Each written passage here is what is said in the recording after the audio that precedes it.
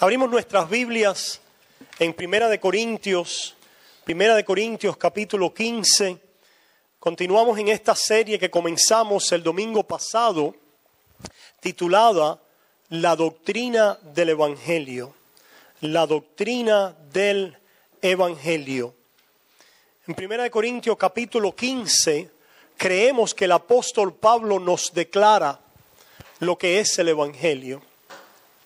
En un tiempo y en un mundo donde existe tanta confusión acerca del Evangelio, nosotros que hemos sido encomendados con la gran comisión.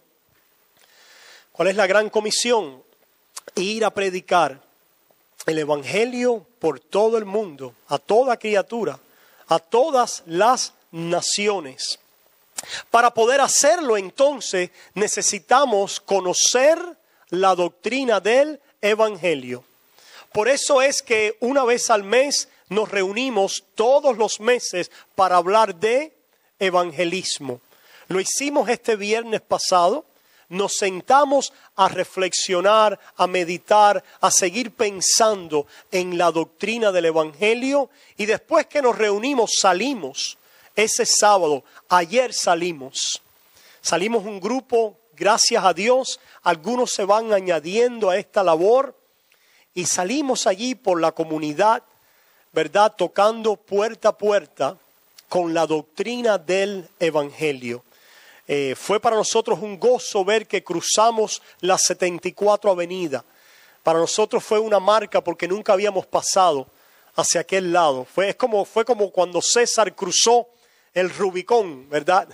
Aquellos que les gusta la historia. Pues cruzamos la 74 Avenida y nosotros nos dijimos, estamos pisando un terreno nuevo. Porque por varios años hemos estado cubriendo de la 74 Avenida hacia acá. Y ayer salimos más allá y fue un terreno muy fértil. Las puertas se abrieron, muchas personas nos recibieron en sus casas. Pudimos compartir con ellos la doctrina del Evangelio, darle una tarjeta de la iglesia y recordarle nuestras actividades también. El resto lo va a hacer nuestro Dios, pero nosotros somos llamados a hacer la obra. Queremos saludar también a los que nos escuchan por la radio. Recordamos el programa radial Sola Gracia.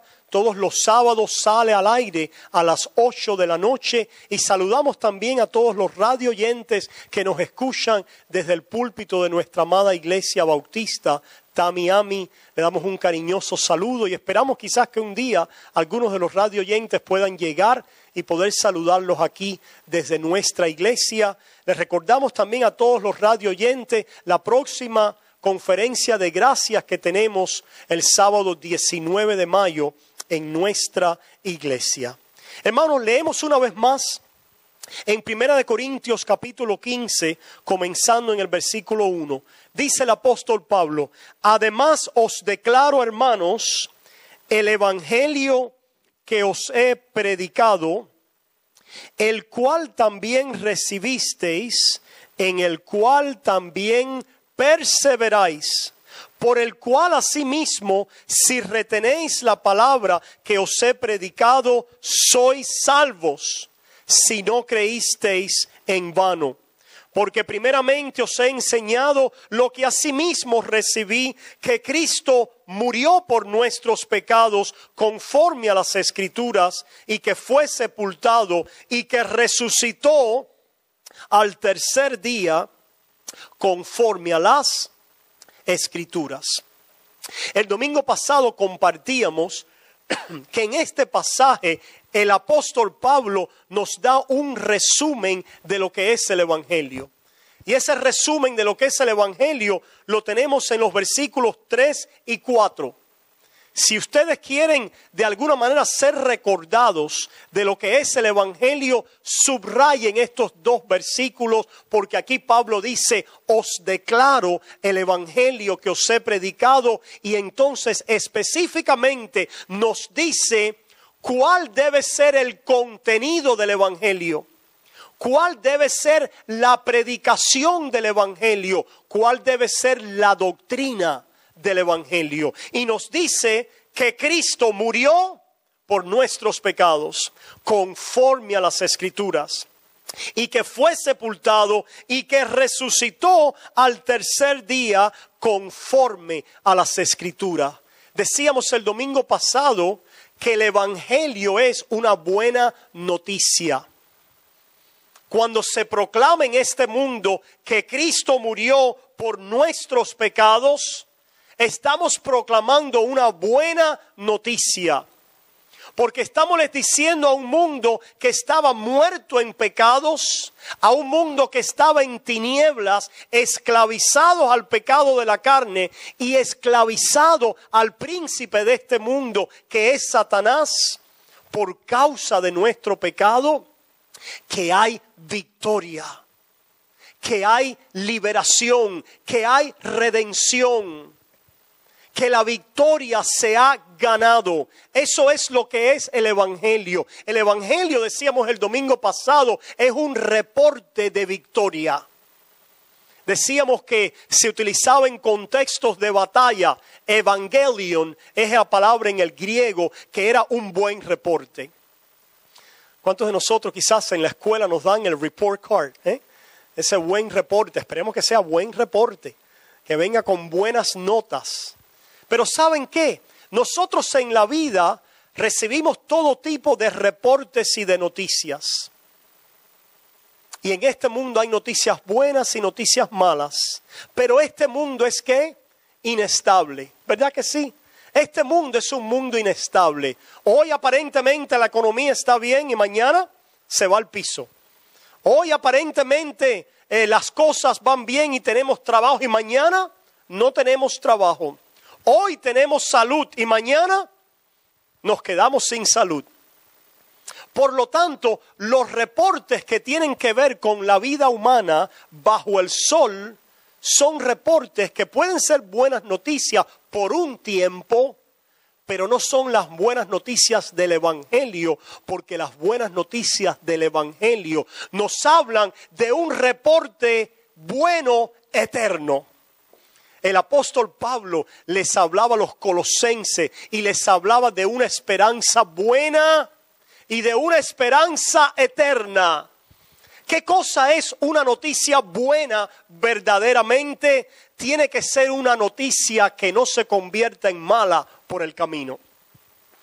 Y eso es el Evangelio, queridos hermanos. La doctrina del Evangelio y el mensaje del Evangelio anuncia al mundo una noticia buena que no cambia, que es buena hoy, es buena mañana y será buena hasta que Cristo regrese. ¿Qué es lo que anuncia ese Evangelio? Que hay victoria, que se ha logrado la victoria. Decíamos el domingo pasado que esta victoria fue realizada en un hecho histórico. Decíamos el domingo pasado que el Evangelio, número 1, es una buena noticia, pero número 2, que es una buena noticia que se realizó un hecho histórico en este mundo, y de ahí viene la buena noticia. Muchos de nosotros, ¿verdad?, vemos buenas noticias en nuestras vidas y vemos nuestros testimonios. Y decimos muchas veces, ahí estoy peleando la buena batalla y eso es necesario e importante para el cristiano. Pero muchas veces nos pasa, ¿verdad?, que nos desalentamos, que caemos. Y a veces somos tentados a pensar que no hay victoria. O pensamos que la victoria depende ¿de quién? De nosotros. Hemos hablado acerca de la santificación y hemos dicho que el cristiano es llamado a santidad, que el cristiano es llamado a caminar en obediencia a Cristo, que la Biblia está llena de exhortaciones, de amonestaciones a nuestras vidas, pero que todo eso está basado primero que todo en una declaración de victoria.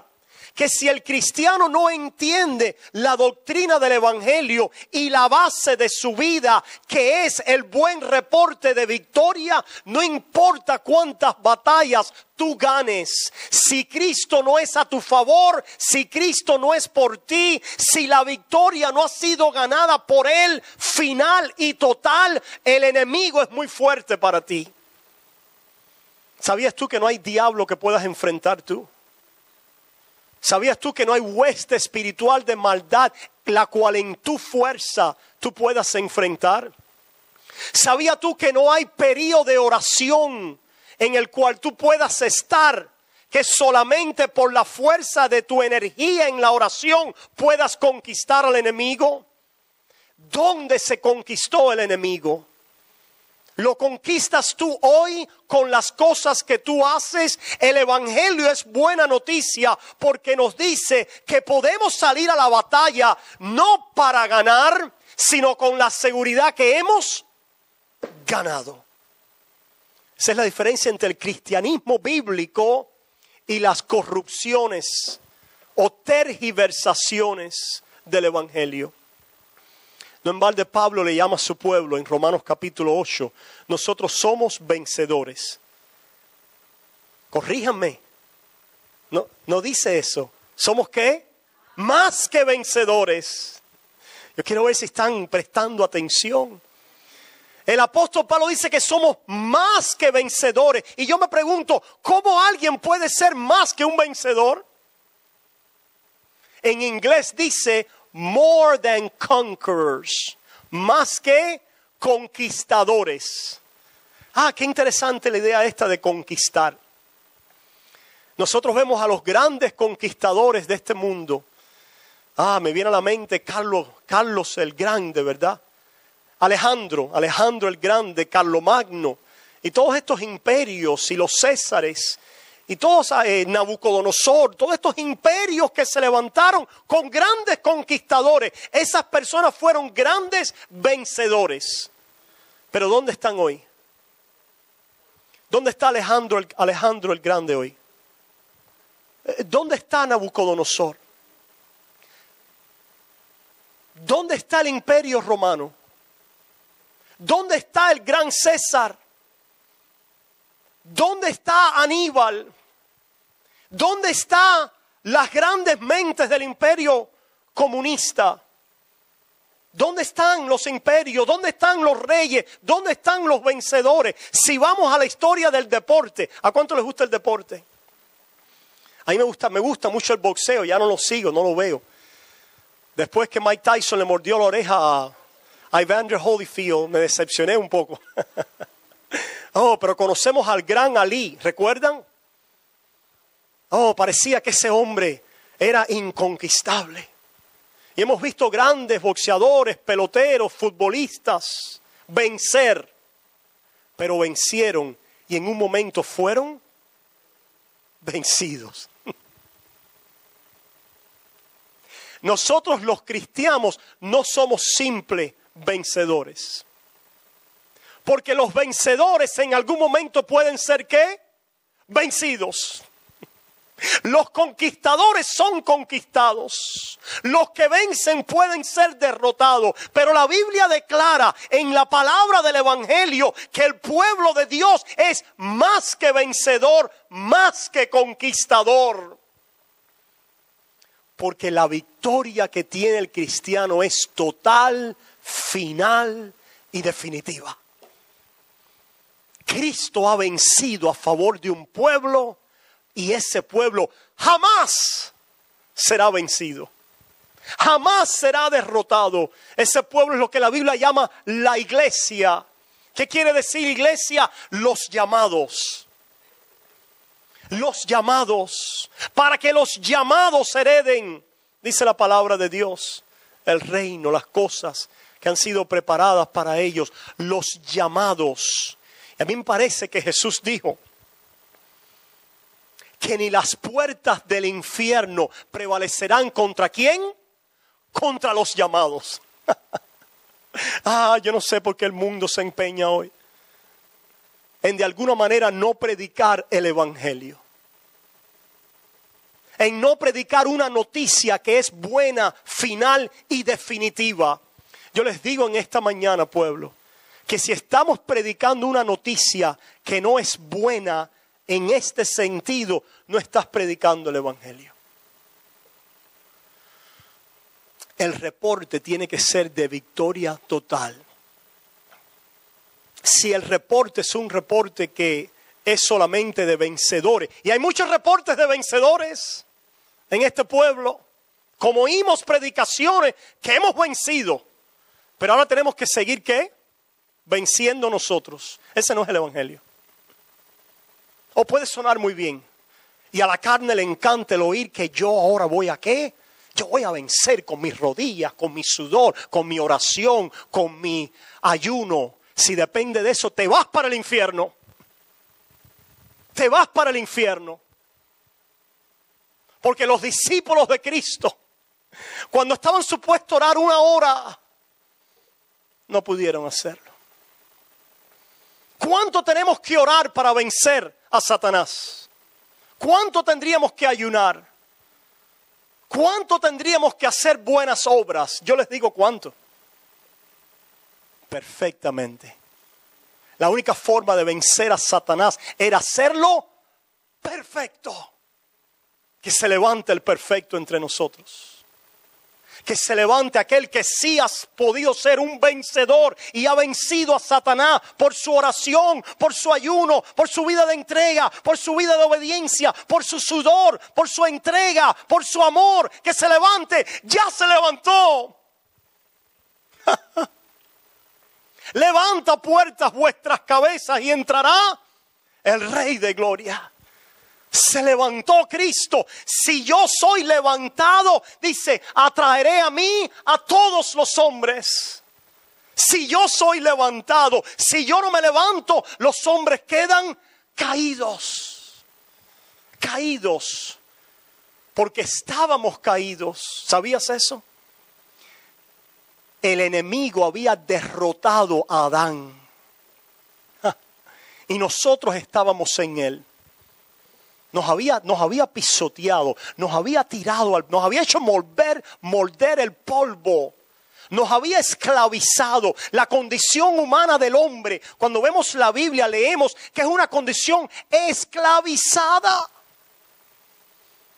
Pero gloria a Dios que el plan de Dios contemplaba el postrer Adán, el segundo Adán, el que se levantó, el que dijo, si yo me levanto, atraigo a los hombres. ¿De qué estaba hablando? De su muerte en la cruz. De aquella muerte proclamada en el evangelio. De aquella muerte que cogió a los enemigos en el campo de batalla y los exterminó. Con una muerte que proclamaba una obediencia perfecta a la voluntad del Padre. El Hijo, el segundo Adán, el mediador, el Dios hecho hombre. Desde toda su vida caminó en la obediencia que tú y yo no podíamos caminar. Eso es buena noticia. Que ha habido alguien entre nosotros. ¿Sabías eso? Sí, entre los hombres ha habido alguien. Por eso digo que sí hay alguien. Pero no eres tú, ni eres yo, ni es ninguno de los grandes apóstoles de hoy. Ni es el gran apóstol Pablo. Tenemos a uno que sí es el campeón. Y eso es una palabra barata para referirse a él. Porque es el Hijo de Dios, el Verbo hecho carne. El Dios encarnado, aquel que vimos su gloria como la gloria del unigénito Hijo de Dios. Aquel que estaba lleno de gracia y de verdad. El cristianismo se trata de la obra de Cristo. Esa victoria es consumada, es sellada, es ganada en la muerte de su Hijo. Una muerte que proclama una obediencia perfecta. ¿Por qué murió Cristo? Por obediencia y por amor. ¿No es eso lo que tenemos tú y yo que hacer? Vivir en amor y en obediencia. ¿Pero por qué Cristo lo tuvo que hacer? ¿Sabes por qué? Porque tú y yo no lo podíamos hacer. Porque tú y yo no lo queríamos hacer. Porque tú y yo éramos rebeldes, contumaces, en velo, estábamos en oscuridad, esclavizados al pecado. Esas son las malas noticias, porque el Evangelio, antes de dar el buen reporte, el Evangelio nos da las malas noticias. ¿Cuáles son las malas noticias? Imagínense ahora, a mí me gusta mucho ver los documentales de estas batallas en la historia. Y sobre todo las batallas antiguas, ¿verdad? Estos grandes generales que eran estrategas en el campo de batalla. Y cómo a veces una batalla parece perdida y de pronto por un movimiento, por una estrategia, sale por un flanco otra columna y de pronto aquella batalla que parecía perdida cambia la suerte de la batalla. Y la realidad del hombre es que la lucha entre el hombre y el príncipe de las tinieblas, Lucifer, el hombre había perdido esa batalla. Estábamos muertos en el campo de batalla. Eso es lo que dice la Biblia. ¿Sabías tú eso? Que la Biblia dice que estábamos muertos en delitos y en pecados, en mortandad total. Pero apareció ¿quién? El paladín. Apareció el conquistador. Apareció el Verbo eterno hecho hombre. Porque hay un solo Dios y un solo mediador entre Dios y los hombres, Jesucristo, hombre. Allí en la sala de los cielos vemos en Apocalipsis capítulo 5 que había llanto en el cielo. El rollo estaba en la mano de Dios. Esa propiedad del mundo. Ese Dios Padre que podía y justamente debería haber traído ira sobre el mundo y condenación perpetua sobre todos aquellos que hemos quebrantado su ley santa y perfecta. Y no había nadie que pudiera tomar ese rollo y redimir esa propiedad. ¿Quién tomará el rollo? ¿Quién puede pararse delante de Dios con alguna reclamación delante del Padre? Y después prorrumpe la sala del cielo en adoración. ¿Recuerdan? Porque ¿quién apareció? Un cordero. Vamos ahí un momentico, vayamos ahí. Vayamos a Apocalipsis capítulo 5. Porque no quiero hacerle injusticia a este pasaje. Apocalipsis capítulo 5, mira lo que dice. Apocalipsis capítulo 5, versículo 1 dice: y vi en la mano derecha del que estaba sentado en el trono un libro, escrito por dentro y por fuera, sellado con 7 sellos. Unos sellos perfectos, ¿verdad? Nos recuerdan de los juicios de Dios que son perfectos.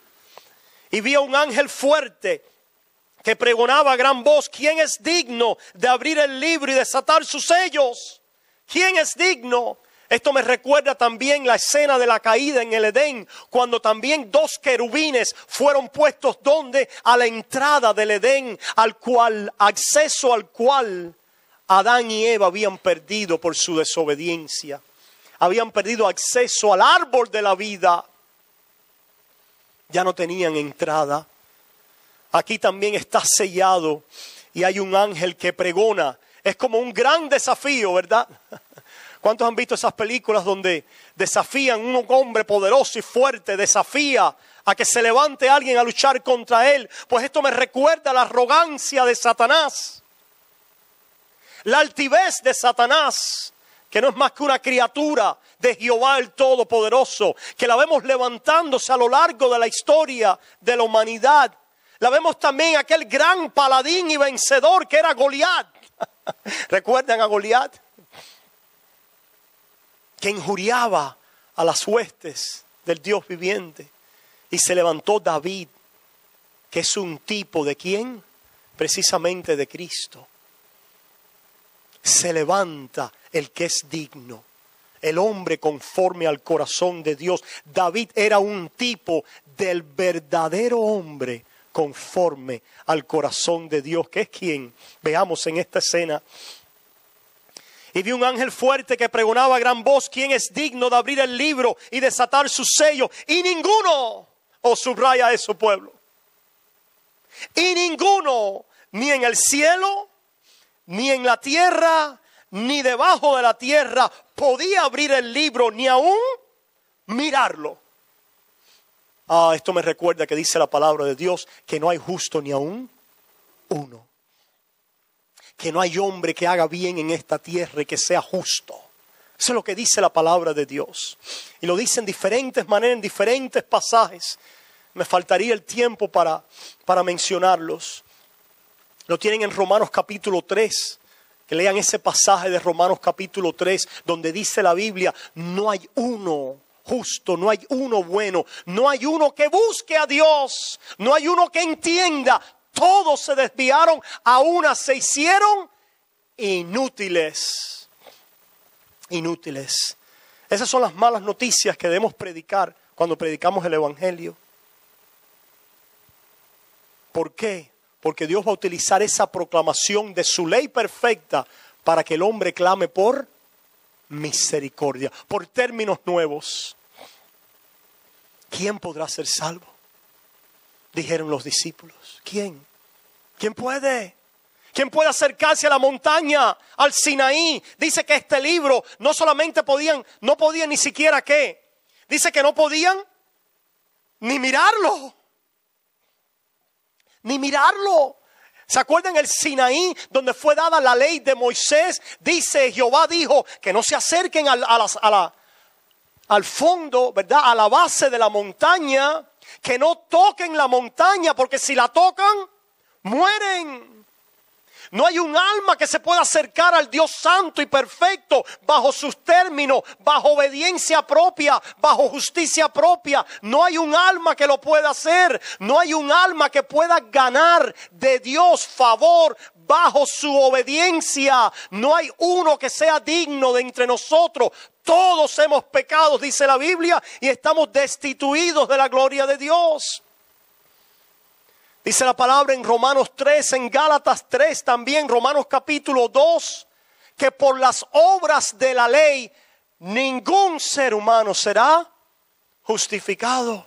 Ninguno.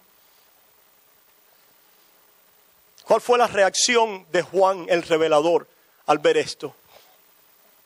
Y lloraba yo mucho.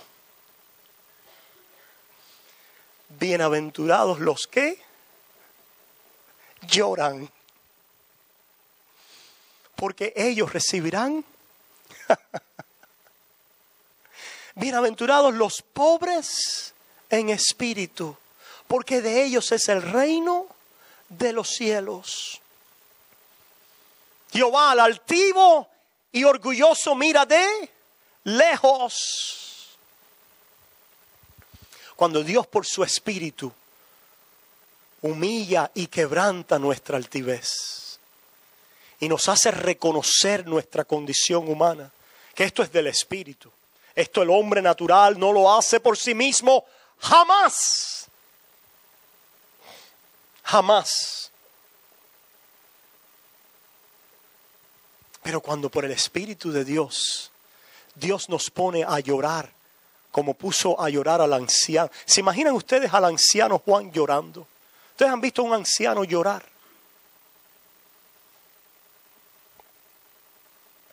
Yo vi a mi papá llorar, ¿verdad? Te estoy viendo llorar mucho en estos tiempos, papi, y eso es bueno. Papi nos recordaba el viernes en la reunión de evangelismo que los hombres sí lloran, ¿verdad? Cuando trató de leer un poema y no pudo terminarlo. Cuando se da cuenta en este tiempo y ha estado expuesto a la predicación del evangelio, del quebrantamiento que Dios trae a nuestras vidas, reconociendo que nosotros no tenemos nada en nosotros mismos, que hemos fallado. ¿Cuántos hay aquí que lloran hoy?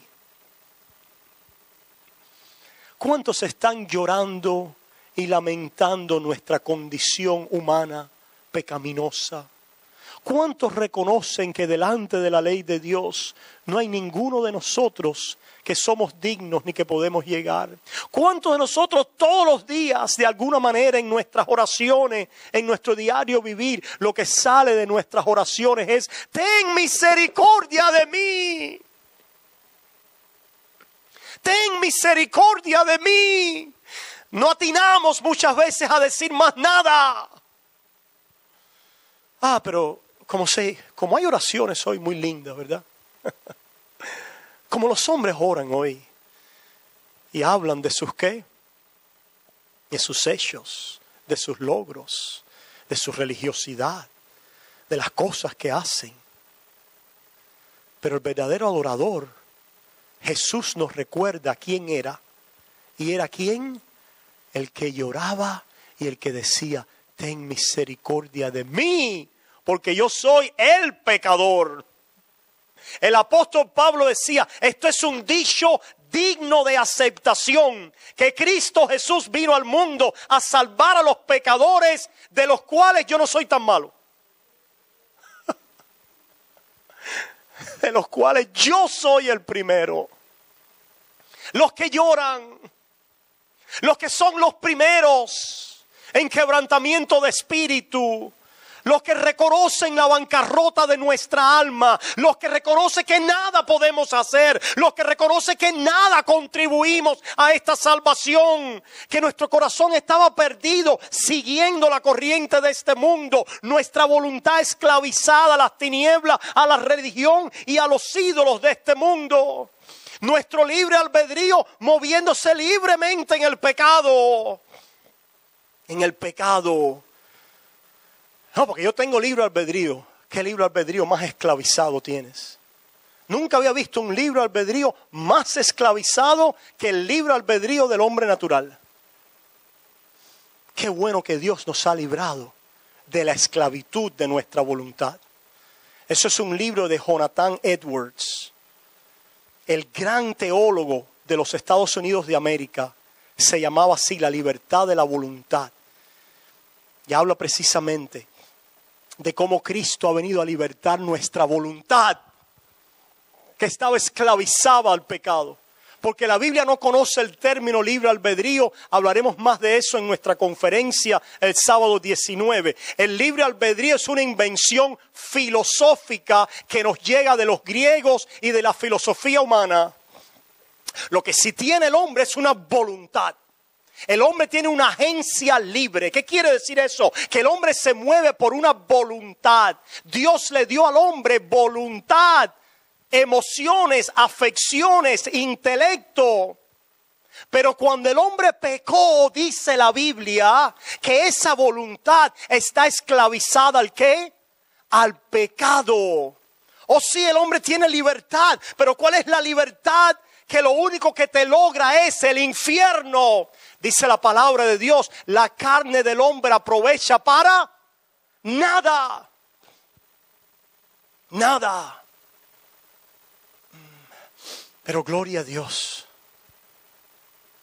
que conocemos un evangelio donde Cristo con su sangre, ¿sabes lo que hizo? Los beneficios del nuevo pacto, del pacto de la gracia.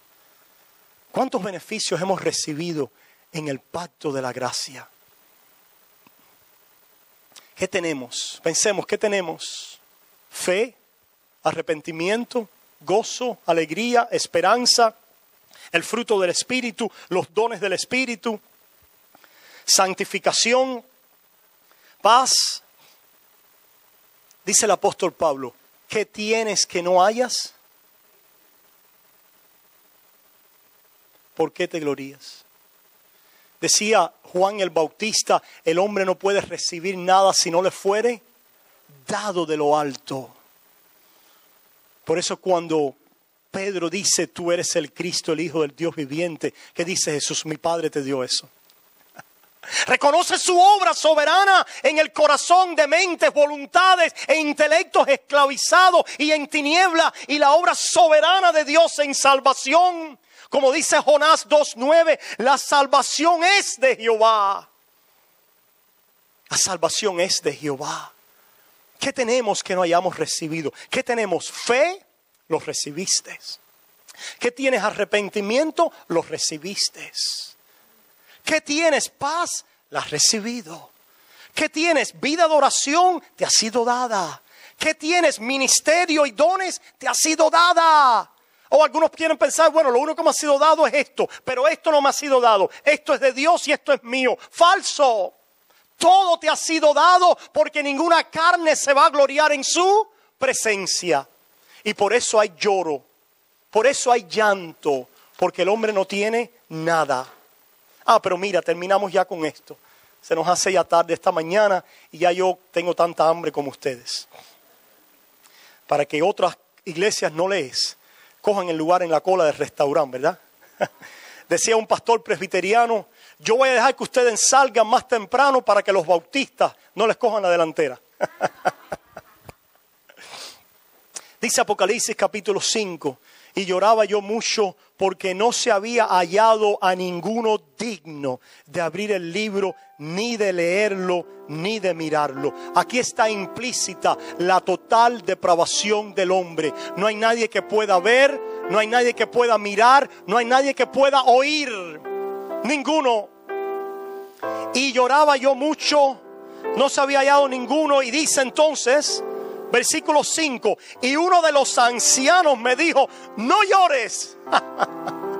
Gloria a Dios. Yo me pregunto, ¿cuándo fue ese momento en tu vida que te llegó ese reporte de buena noticia, que llegó a tu corazón diciendo: no llores, no seáis turbados, paz a vosotros, esperanza y buena voluntad entre los hombres de buena voluntad? Hay esperanza, el mundo perdido en tinieblas se vio. Pero cuando apareció la gracia y la verdad, porque dice: la ley vino por Moisés, mas la gracia y la verdad vino por Cristo. Dice entonces: no llores, he aquí que el león de la tribu de Judá, la raíz de David, ha vencido. Aleluya. Hermanos, discúlpeme, esta es mi razón de gozo. La iglesia hoy se regocija con lo que no tiene que regocijarse, y con el evangelio están fríos e indiferentes. Ahora, que se pare uno a decir que está cayendo oro del cielo, que se pare uno y tire una silla de ruedas por la ventana, que se pare uno y diga que vas a ser rico. La iglesia se qué. Poder de Dios. Me buscáis no porque habéis visto la señal, sino porque has llenado vuestros estómagos y vuestras barrigas. Falso evangelio. Proclamamos hoy que hay un falso evangelio corriendo en esta ciudad, y hay un pueblo y predicadores que se están levantando a exponerlo por lo que es, y a decirles a aquellos traficantes que se arrepientan, porque viene juicio de Dios si no se vuelven al verdadero evangelio. Que se arrepientan de traficar con el evangelio. Decimos a un pueblo que está corriendo tras estas falsedades que hay uno que venció. Dice: y ha vencido para abrir el libro y desatar sus 7 sellos. Y miré y vi que en medio del trono y de los 4 seres vivientes y en medio de los ancianos estaba en pie un cordero como inmolado, que tenía 7 cuernos y 7 ojos, los cuales son los 7 espíritus de Dios enviados por toda la tierra. Y vino y tomó el libro de la mano derecha del que estaba sentado en el trono. Y cuando hubo tomado el libro, los 4 seres vivientes y los 24 ancianos se postraron delante del cordero. Todos tenían arpas y copas de oro llenas de incienso, que son las oraciones de los santos, y cantaban un cántico nuevo diciendo: digno eres de tomar el libro. Digno eres, digno, santo, santo, santo. Gloria, gloria, gloria al que es, al que era, al que ha de venir. Dice: digno eres de tomar el libro y de abrir su sello, porque tú fuiste inmolado.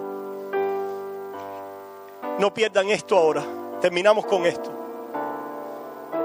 Y con tu sangre y mi fe, y con tu sangre y mi voluntad, y con tu sangre y mi libre albedrío, y con tu sangre y mi esfuerzo, y con tu sangre y mi completar la obra. Dice eso.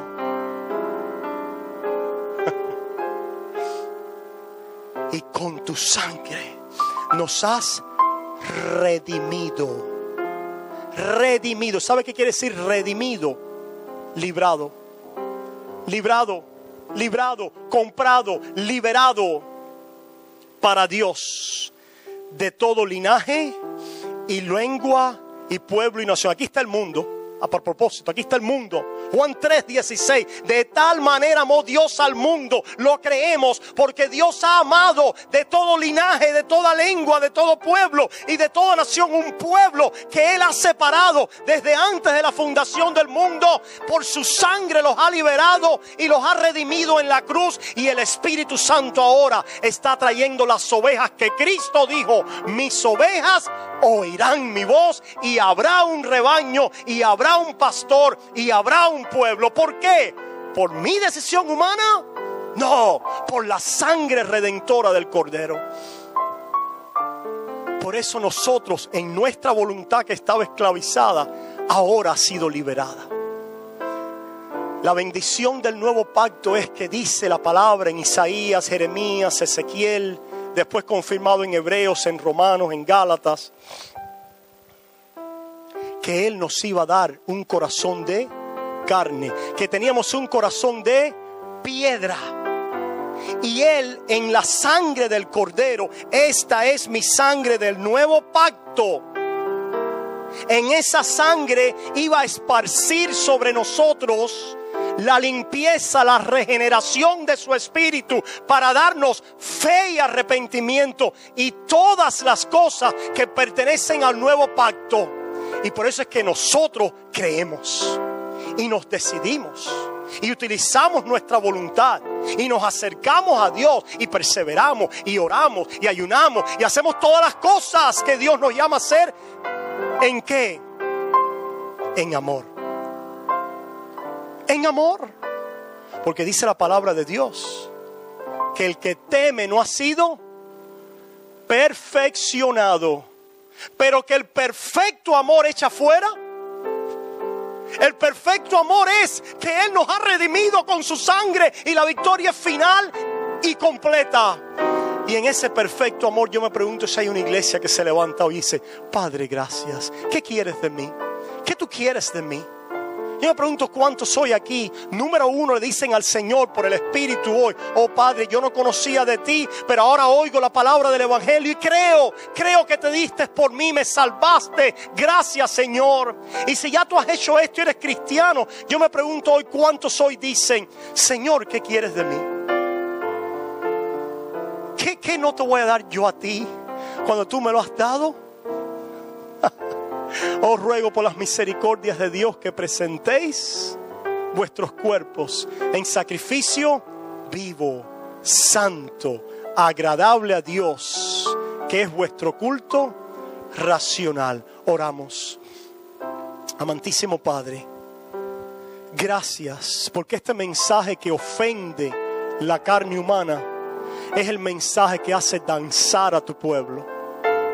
Oh, la carne humana danza tras ídolos, pero en el nuevo Adán, en Cristo, tu pueblo danza al sonido de victoria de tu obra soberana de salvación. Gracias por abrir nuestros ojos, por darnos oídos para oír y ojos para ver, como dice Deuteronomio 29, 3 y 4. Porque hasta hoy día Jehová nos ha dado ojos para ver y oídos para oír y corazón para creer. Pero llegó un día que Jehová nos los dio. Y por eso te damos gracias. Y nos unimos a este coro celestial que lo único que sabe decir es: digno, digno, digno es el Cordero. Le damos a Él toda la honra, la gloria y la alabanza.